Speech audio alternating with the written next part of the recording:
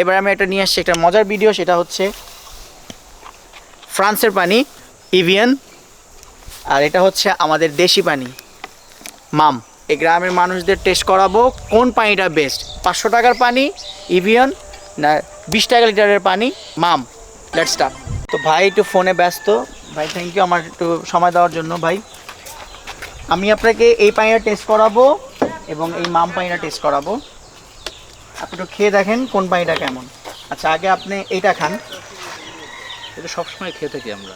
তাই না? এটা আমাদের দেশীয় পণ্য।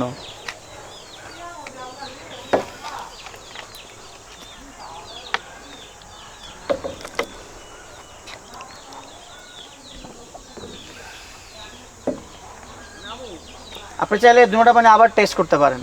না ওকে enough. আচ্ছা, কোনটা ভালো লাগছে আপনার কাছে? এটা ভালো লাগছে, ইভিয়ান ভালো লাগছে, নাকি মাম ভালো লাগছে? মাম মাম। আচ্ছা আপনার কাছে মামটা খাইতে কেমন লাগছে? মামটা একদম মনে হচ্ছে ঠান্ডা ঠান্ডা এবং এটা পানির পিওর পানির স্বাদ।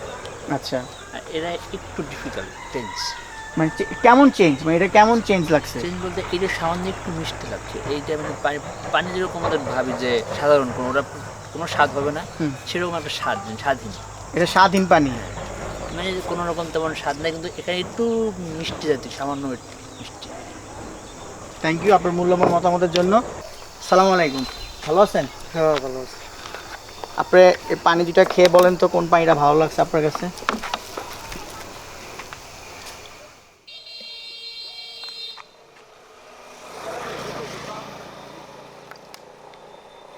আঙ্কেল অনেক স্মার্ট, অনেক স্মার্ট।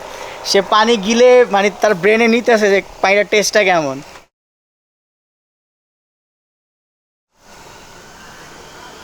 এইটা ভালো। এটা ভালো, দান দান দান দান।